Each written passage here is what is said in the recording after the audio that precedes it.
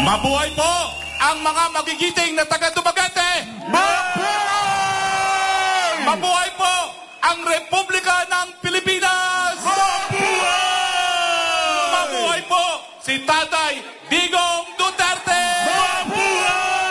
At mabuhay ang tunay na presidente ng Pilipinas, Sara Duterte!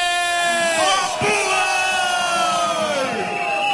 Mga taga-Dumaguete, bagamat ako'y hindi Bisaya, ako'y kaisa ninyo dahil halos 8 taon na akong nagtuturo sa College of Law ng Silliman University. Sino mga taga-Silliman?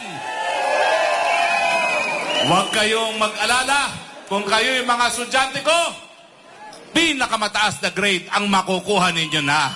Yes! At meron pong dahilan yan. Dahil sa College of Law, hindi po pwedeng pinag-aaralan lamang ang batas. Ang kinakailangan, binibigyan ng buhay at pinaninindigan ang batas.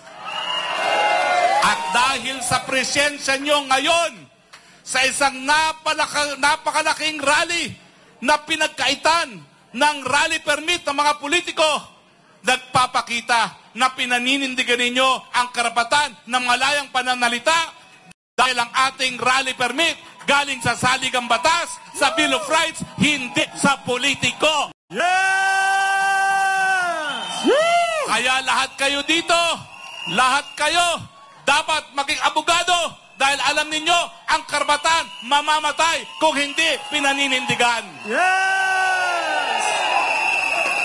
Alam nyo, mga kababayan dito sa Dumaguete, ang rally po natin ngayon, defend the flag. Bakit? Dahil napakaraming kalaban ng ating republika.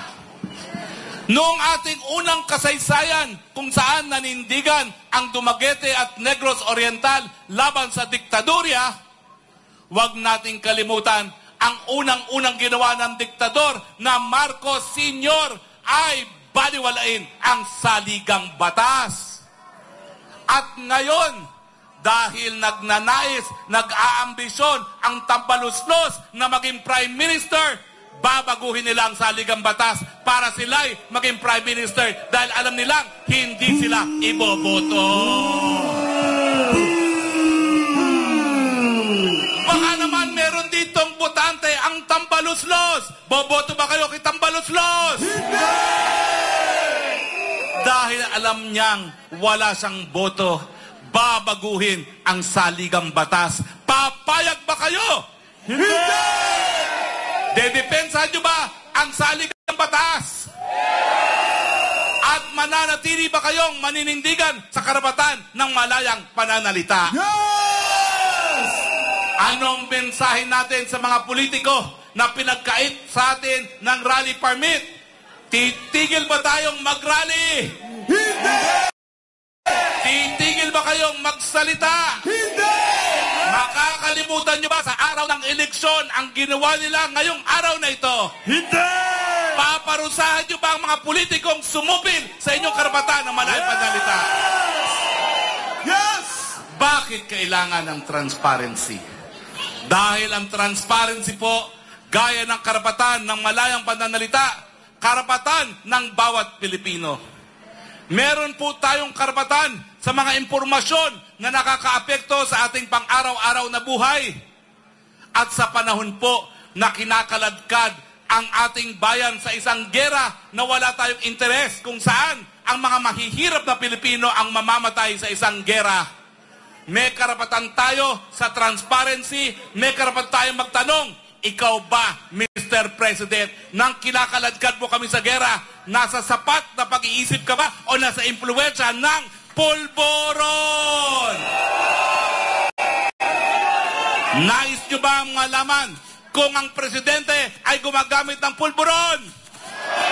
Sigurado ba kayo? Ang sabi niya ng tinanong, anong masasabi ninyo sa PIDEA Leaks? Anong sabi? Piklapter. Karapatan nyo bang malaman kung siya ay drug addict?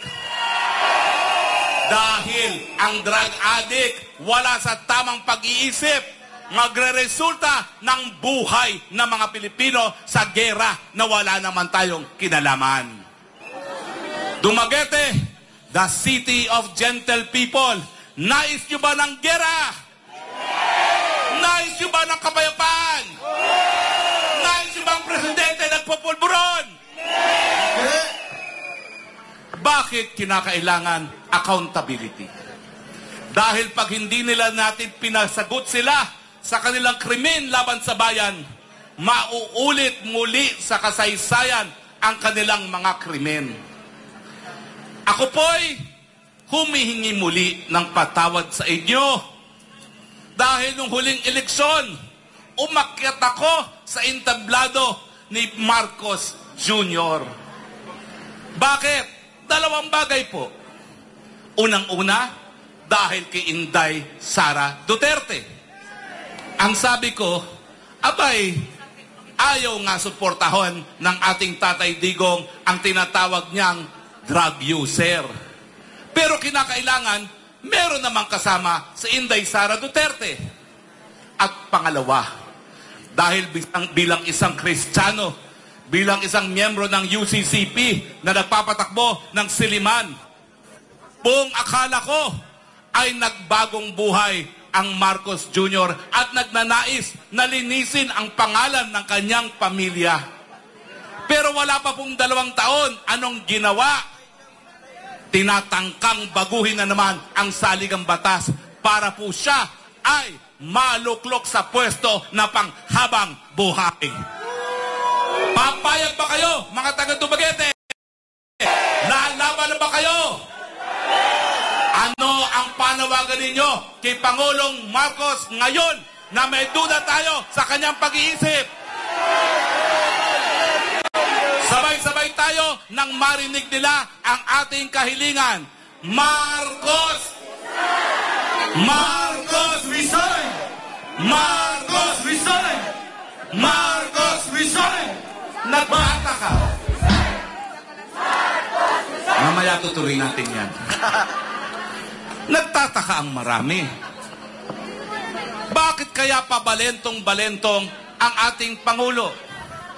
Nung una, ang sinabi niya, China ang pinaka-importante kong alyadong bansa. Matapos magpunta ng Estados Unidos, balentong kaaway ang China. Ano ba ang interes niya sa Amerika? Ngayon po, ang ating presidente hinaharap 371 million civil contempt charge sa hukuman ng Honolulu dahil meron pong 2 bilyong dolyares na award sa mga biktima ng karahasan sa Marcelo at ayaw niyang sabihin kung nasaan ang tagong nakaw na yaman ng kanyang pamilya.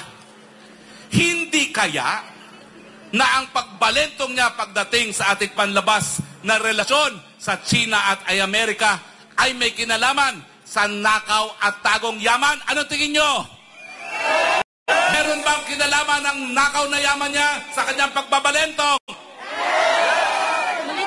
At ang resulta, kinakalagkad niya tayo sa kamatayan sa pamamagitan ng isang gera.